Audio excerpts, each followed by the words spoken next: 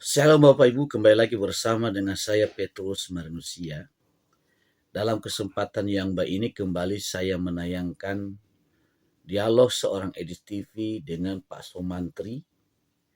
Beliau mempelajari menggunakan logikanya dan beliau mengatakan apa yang dituliskan dalam kitabnya itu sendiri tidak nyambung. Dan beliau setuju dengan edis TV. Nah, bagaimana berlangsungnya dialog? Mari kita dengarkan dan sama sebagai berikut. Mengakuin edis TV hebat. Hebatnya kenapa? Seumur-umur saya mendengar seluruh umat Islam belum ada yang berani mengartikan Yasin. Cuma edis TV. Sama kalau nggak salah Ustadz Saiful Karim itu satu yang tahu artinya surah Yasin. Nah itu. Terus yang keduanya saya mau nanya ini loh Idis. Apa itu Bang? Di dalam Al-Quran ada Sulaiman, Ibrahim, tapi kok mirip sama Solomon, Abraham? Itu apa ada hubungan apa gimana? Ya karena isi Al-Quran itu nyeritain nabi-nabinya orang Israel. Ya di Arab nggak ada nabi, gimana nabi yang siapa mau diceritakan? Tapi gini, apa yang diajarkan oleh Ustadz dengan apa yang sungguh-sungguh menjadi kebenaran itu sering sekali bertolak belakang. Saya kasih contoh ya, contoh. Kalau kita dengar Ustadz, itu ceritanya akan begini. Di Arab itu tidak ada nabi, tidak ada ini, semuanya masa fatroh katanya, masa kekosongan, tidak ada wahyu. Orang-orang beragama agama Quraisy, mereka nggak ngerti ini segala macam. Tapi yang menjadi keheranan, kalau kita baca Quran, Quran itu sering dibuka dengan kata-kata wa itzqala Isa, wa itzqala Musa, dan ingatlah ketika Musa berkata, dan ingatlah ketika Isa berkata, dan ingatlah ketika Daud berkata. Bayangin Bang, bagaimana mungkin Quran ngomong begitu, tapi audiensnya itu bukan orang-orang yang familiar terhadap Isa, terhadap Musa, terhadap Daud. Gak mungkin. Bagaimana mungkin kita ngomong sama orang-orang pedalaman Afrika, ngomong ingatlah ketika Daud berkata. Daud siapa? Kan pasti. Makanya ketika kita baca Quran, audiens Al-Quran ini pasti orang-orang Yahudi, pasti orang-orang Nasrani. Gak mungkin audiensnya bukan orang-orang itu. Karena audiens Al-Quran seolah-olah sudah familiar terhadap Musa, sudah familiar terhadap Isa, sudah familiar terhadap Daud. Dan umat yang familiar terhadap itu hanyalah kau orang Yahudi dan orang Nasrani. Orang Quraisy mana tahu itu. Orang Quraisy penyembah berhala, mereka nggak punya kitab suci. Kalau dikatakan kepada orang Quraisy, ingatlah ketika Musa. Musa siapa? Makanya kalau kita betul-betul jeli belajar Quran itu, kalau sama Ustadz bukan belajar Quran, belajar dogma. Begitu. Makanya ini yang perlu kita utarakan kepada orang-orang banyak. Begitu. Saya sebenarnya jujur ya Edis ya. Saya sebelum nonton Bang Edis, saya nonton Bang Edis sekitar ada 6 bulanan ke sini ya. Cuma sebelum saya nonton Bang Edis, saya juga istilahnya punya pemikiran beda dari orang Islam rata-rata gitu ya. Ya.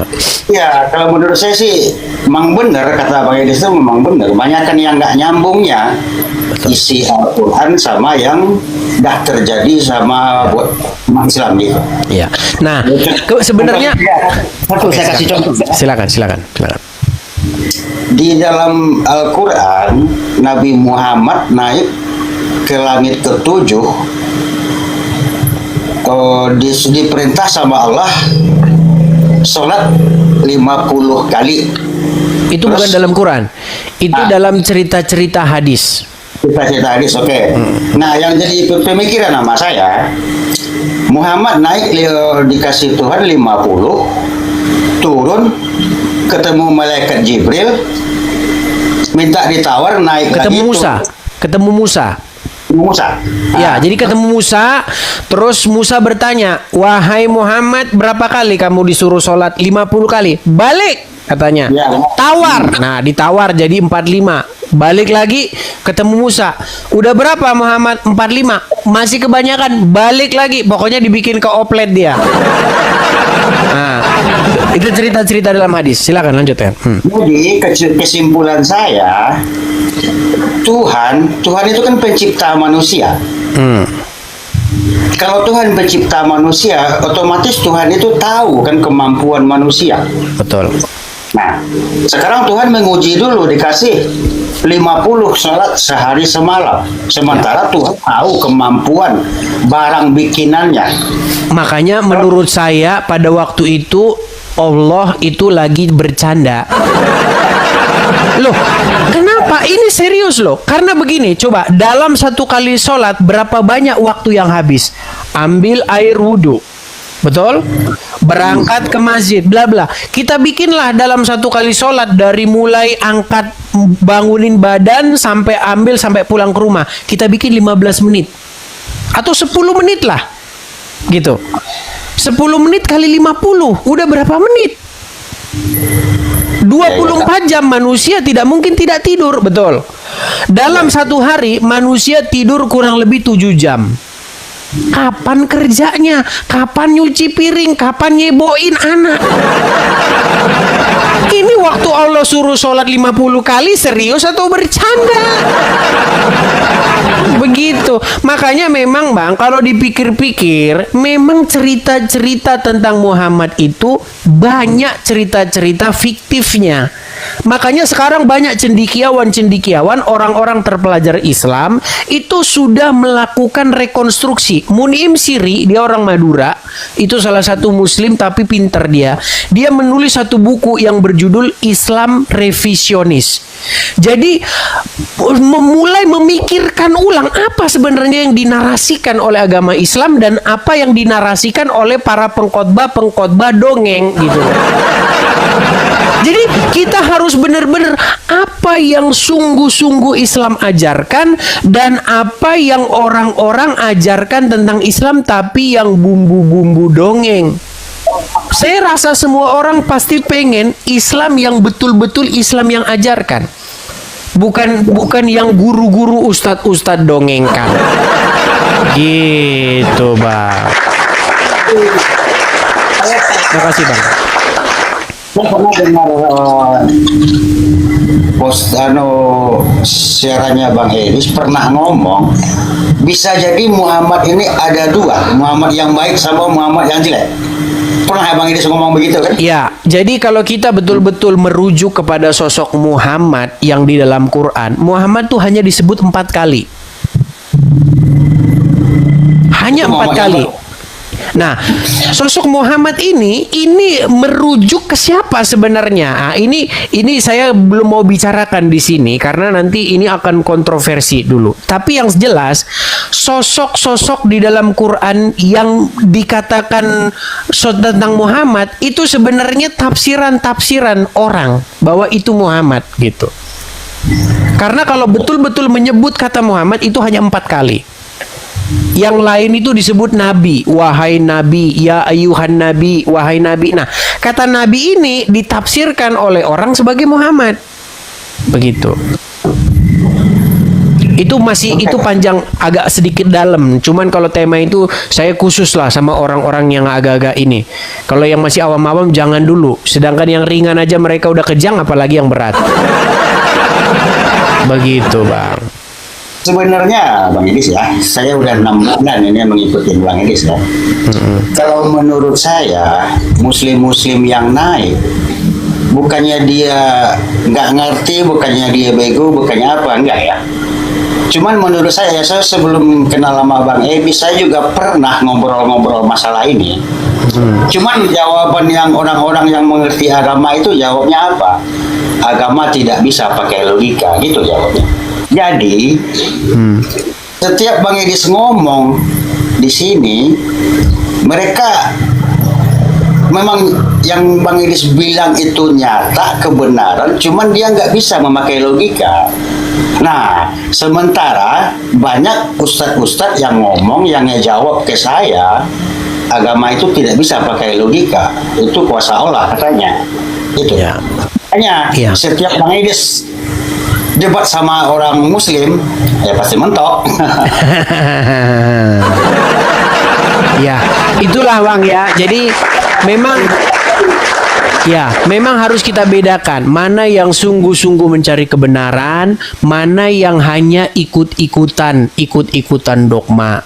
Karena yang sering saya lihat, yang dipelajari, yang sungguh-sungguh diajarkan itu membaca huruf hijaiyah.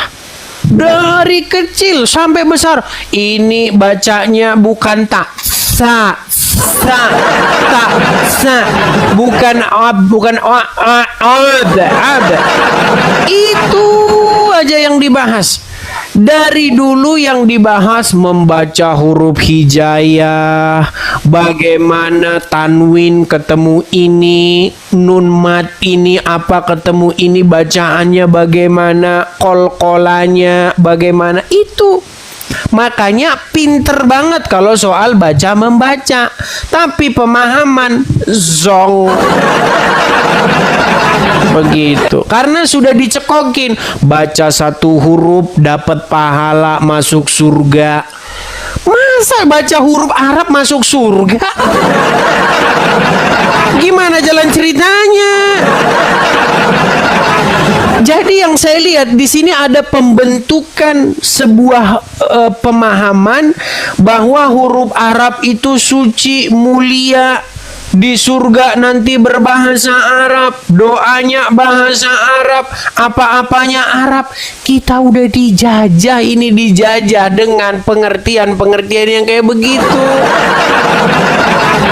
Masa Tuhan taunya orang-orang, taunya bahasa Arab, kalau nggak bahasa Arab nggak sah. Ini apa-apaan, di dalam Quran nggak ada. Doalah kamu dalam bahasa Arab, nggak ada. Begitu. Oke, hanya itu Bang, kita kasih kesempatan ya kepada yang lain ya.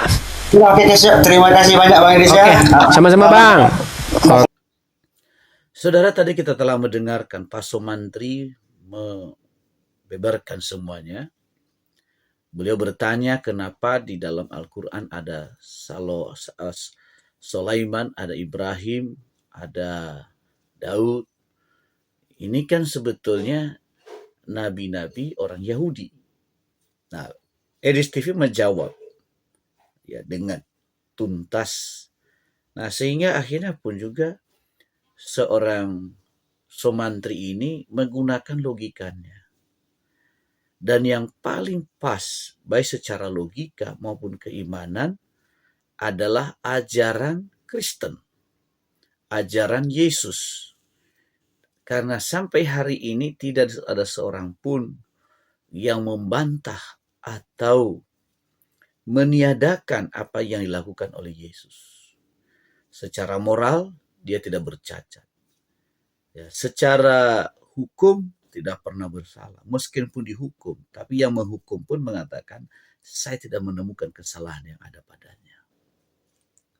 Ya, Yesus dihukum bukan karena penegakan hukum, tapi karena desakan orang yang banyak pada waktu itu, sehingga Pilatus terpaksa menyerahkan Yesus untuk dihukum, dan dia mencuci tangan, aku tidak berdosa terhadap darah orang benar ini.